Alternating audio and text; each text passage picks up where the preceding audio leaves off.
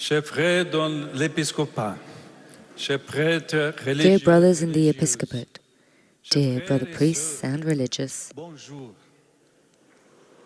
dear brothers and sisters, good morning.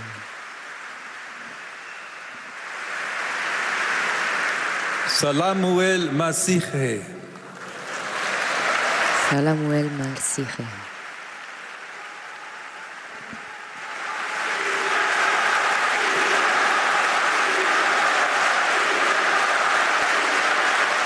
Merci, merci.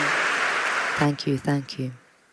C'est avec une grande joie que je vous rencontre au cours de ce voyage dont la devise est « Heureux les artisans de paix ». It is a great joy for me to meet with you during this journey, which has "Blessed are the peacemakers" as its motto. The Church in Lebanon, united in its various facets, is an image of these words, as St. John Paul II affirmed, with much affection for your people.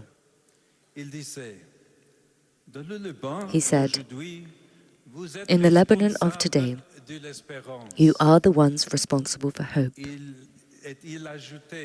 And he added, "Create, there where you live and work, a fraternal climate, without ingenuousness. May you know how to give trust to others and be creative, so that the regenerative power of forgiveness and mercy may triumph." Les témoignages que nous avons entendus. Merci à chacun d'entre vous. The testimonies that we have heard, thanks to each one of you, tell us that these words were not said in vain.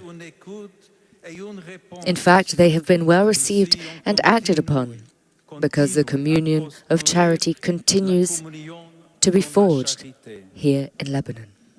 Dans les paroles du patriarche, que je remercie chaleureusement. In the words of the Patriarch, whom I cordially thank, we can discover the origins of this tenacity, symbolized by the silent cave in which Saint Charbel prayed before the image of the Mother of God, and by the presence of the shrine of Harissa, a symbol of unity for the entire Lebanese people. It is in being with Mary at the foot of Jesus' cross that our prayer, that invisible bridge which unites hearts, gives us the strength to continue to hope and work, even when surrounded by the sound of weapons and when the very necessity of daily life becomes a challenge. Est l'un des symboles contenus dans les logos de ce voyage. One of the symbols featured in the logo of this journey is the anchor. Pope Francis often referred to the anchor as a sign of faith that permits us to always move forward, even in the darkest moments, until we reach heaven. He said, "Our faith is an anchor in heaven. We have anchored our life in heaven. What must we do? Hold fast to the rope, and we go forward because we are certain that our life is anchored in heaven, on the shore where we will arrive."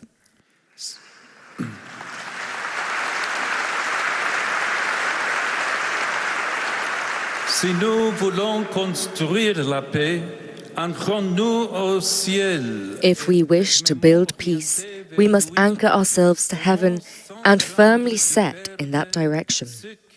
Let us love without being afraid of losing those things which pass away, and let us give without measure. L'amour grandit à partir de ses racines solides et profondes comme From these roots, strong and deep like those of cedars, love grows, and with God's help, concrete and lasting works of solidarity come to life. Johanna nous a parlé de Babijé, le petit village où il exerce. Father Johanna spoke to us of de Babier, the small village where he carries out his ministry. There, even when faced with extreme need and threatened by bombardment, Christians and Muslims, Lebanese and refugees from other lands, live together peacefully and help their neighbors.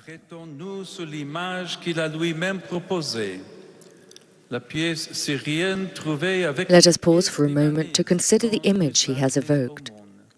The Syrian coin found in the alms box alongside the ones from Lebanon.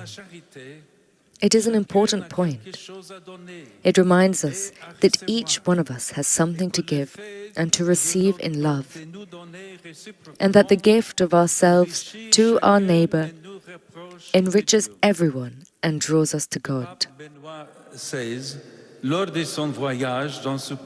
Pope Benedict XVI, during his journey to this country, spoke about the unifying power of love even in the moments of trial, saying, "It is here and now that we are called to celebrate the victory of love over hate, the victory of forgiveness over revenge, of service over domination, of humility over pride, and unity over division, becoming capable of changing our sufferings into a declaration of love for God and mercy for our neighbor."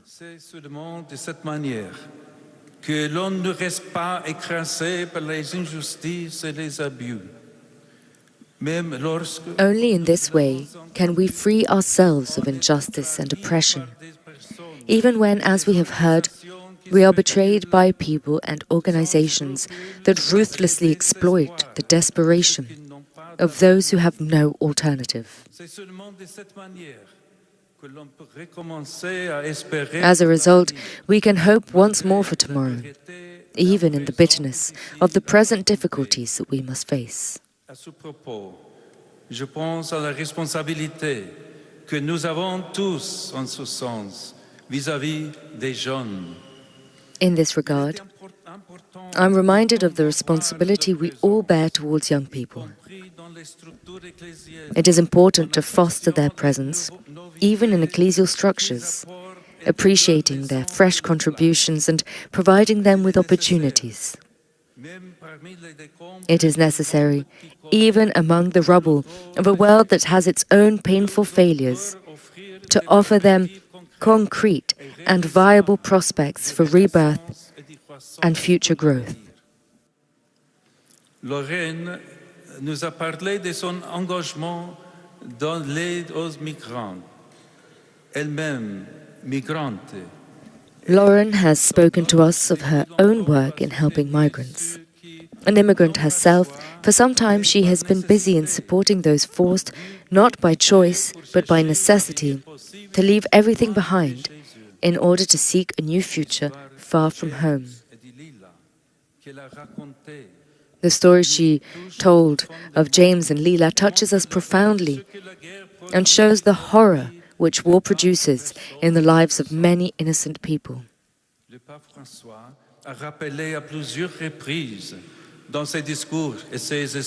Pope Francis has reminded us many times in his addresses and writings that we cannot remain indifferent when faced with similar tragedies, and that their sorrow concerns and challenges us.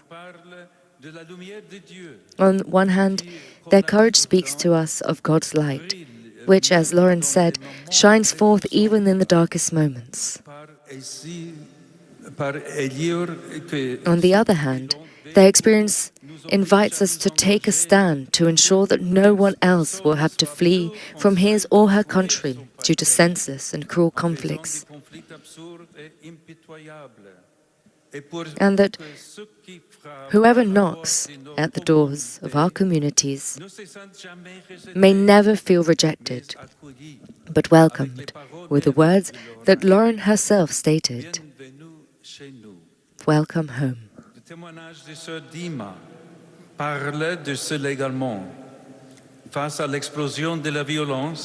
Sister Dima's testimony can also inspire us. When faced with the outbreak of violence, she chose not to abandon the camp, but rather to keep the school open, making it a place of welcome for refugees and an extraordinary, efficacious educational center. Indeed, in those rooms, beyond giving assistance and material help, one learns and teaches to share bread, fear, and hope, to love in the midst of hate, to serve even in exhaustion, and to believe in a future that exceeds every expectation. L'Église au Liban a toujours soigné l'éducation. Je vous encourage tous à poursuivre. The Church in Lebanon has always cultivated education. I encourage all of you to continue this praiseworthy work. Let your choices, prompted by the most generous charity, serve to meet the needs, above all, of those who cannot help themselves and those found in extreme situations.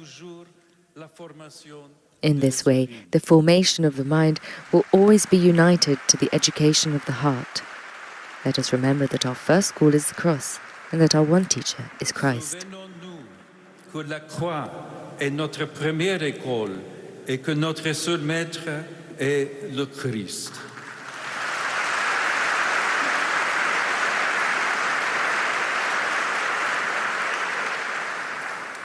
À ce propos, le Père Charbel, en parlant de son expérience apostolique dans les prisons, a expliqué que précisément là, in this regard, when speaking of his experiences in prison ministry, Father Charbel said that even where the world sees only wolves and criminals, we see the tenderness of the Father, who never tires of forgiving, reflected in the eyes of the prisoners, sometimes lost, other times illuminated by new hope. And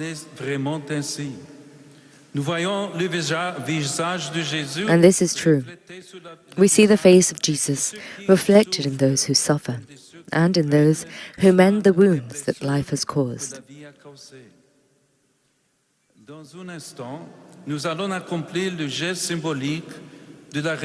In a short while, the symbolic gesture of presenting the golden rose to this shrine will take place. It is an ancient gesture, which has among its various meanings that of exhorting us to be, with our lives, the fragrance of Christ. Je pense au parfum qui s'élève des tables libanaises, typique par la variété. Before this image, I am reminded of the aroma which rises from Lebanese tables, renowned for the many types of food. Renowned for the many types of food offered, and the strong sense of community found in sharing a meal. It is a fragrance made up of 1,000 scents that is striking in the diversity of smells and even in their combination. So too is the fragrance of Christ. It is not an expensive product reserved for a chosen few, but the aroma wafting from an abundant table laden with different courses, where all are called to partake.